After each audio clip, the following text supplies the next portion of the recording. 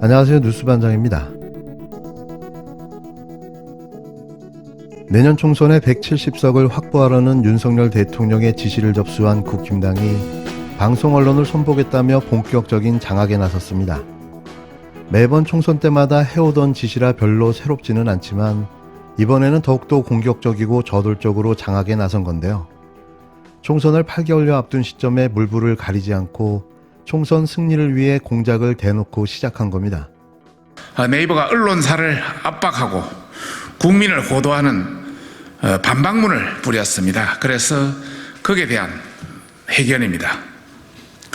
네이버가 2018년 문재인 정부 출범 직후에 꾸려진 1차 알고리즘 검증위원회 지적에 따라서 언론사들의 순위를 인위적으로 추출하여 알고리즘에 적용하고 또 2021년에는 자의적으로 조선닷컴 등의 계열사들을 분리시키는 방법으로 가중치를 인위적으로 낮게 조정한 문제에 대해서 이야기를 했는데 지난 것이 나가자 특정 언론사를 압박하고 국민을 호도하는 미꾸라지 반박문을 뿌렸습니다. 네이버가 블로그에 공개한 반박문 6월 30일자를 보면은 매체 순위를 결정할 알고리즘이 계속 업데이트되며 검색 결과를 뒤바꿀 만한 영향을 주는 요소는 아니다 이렇게 주장하고 있습니다만은 이는 전혀 사실이 아닙니다. 국회 과학기술정보방송통신위원회, 즉 과방위 여당 간사인 박성중 국힘당 의원은 이날 국회에서 기자회견을 열고 네이버가 기사 노출 적합도를 결정하는 가장 핵심인 뉴스검색 품질평가 가이드라인을 내부 직원 몇몇이 만들고 고작 200여 개의 검색 키워드를 중구난방 임의로 선정해 알고리즘을 엉터리로 학습시킨 것이 발각됐다고 밝혔습니다. 그러면서 이는 엉터리 알고리즘을 운영하면서 대한민국 언론을 좌지우지하고 특정 언론사들을 양심도 없이 차별 배제하는 등 국민의 기본권을 침해한 것에 대한 엄단 책임을 물어야 할 것이라고 입에 거품을 불고 나섰는데요. 이는 이날 오전 민주당 박강원 원내대표의 국힘당을 향한 방송장악 비판에 대해 비판으로 맞대응을 벌인 겁니다. 특히 박 의원은 네이버 알고리즘을 시작부터 편향되게 학습을 시킨 것으로 국민을 극단적인 확증 편향으로 몰아붙이는 것 그 이상도 그 이하도 아니다라며 이번 네이버에 천인공노할 매체 가중치 조작 사건은 아주 간단하지만 심각한 문제인데 네이버는 이 사안을 마치 고도의 알고리즘 기술 문제인 양 어렵게 만들어 물타기를 시도했다고 주장했습니다. 더 나아가 박 의원은 민주당 윤영찬 의원의 포탈 압박 의혹, 드루킹 김경수 댓글 조작 사건, 이재명 성남FC 뇌물 사건 등에 이미 만천하에 드러난 상황인데 입이 10개라도 할 말이 없는 민주당은 포탈 압박 운운하며 국민을 기만하지 말 것을 경고한다고 목청을 높였는데요. 이번 네이버의 알고리즘 가중치 조작 사건 문제는 여야가 동참하여 바로잡을 수 있도록 진상 파악에 협조해야 할 것이라고 촉구하면서 야권의 대립각을 세웠습니다. 없는 사건도 세상에 존재하지 않는 의혹도 자신들이 주장하면 사건이 되고 의혹이 되는 걸까요? 이게 말이 됩니까? 누가 봐도 네이버의 그간의 행태를 보면 우편향으로 기울어져 있다는 사실을 누구나 알 수 있는데요.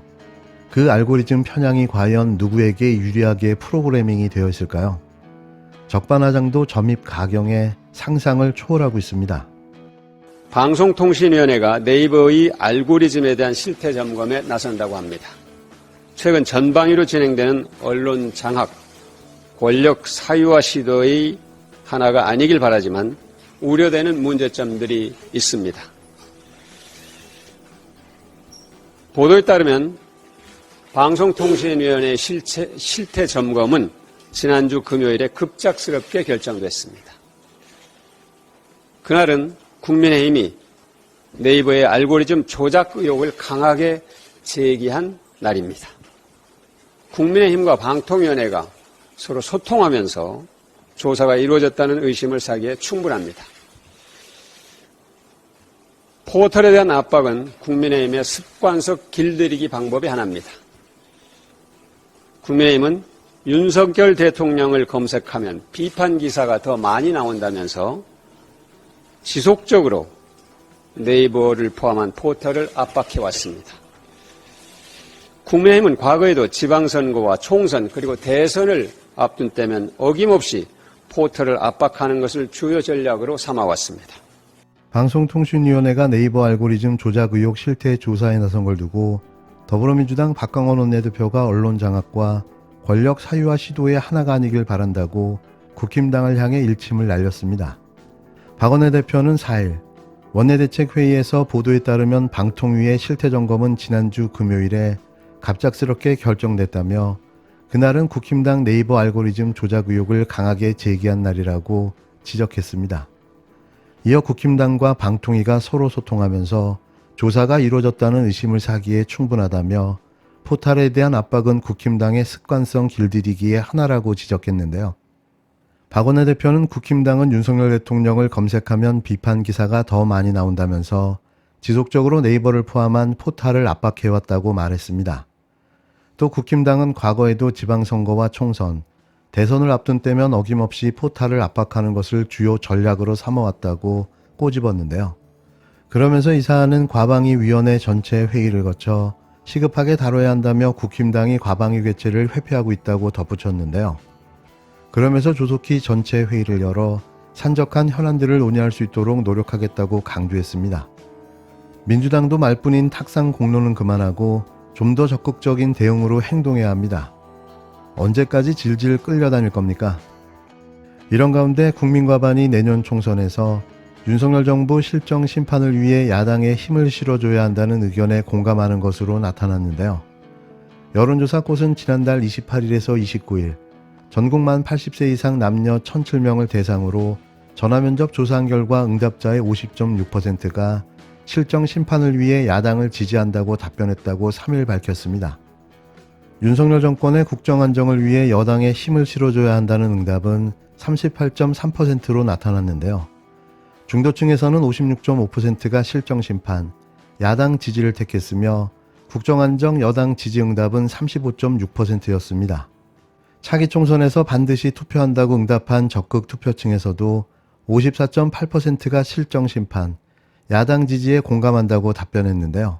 차기 총선에서 어느 정당에 투표할지 묻는 질문에 대해서는 더불어민주당 후보 36.9%, 국힘당 후보 29.3%, 없다 19.5%, 모름 무응답 5.3%, 제3지대 정당 후보 4.4%, 정의당 후보 2.8%, 기타 1.8% 순으로 나타났습니다.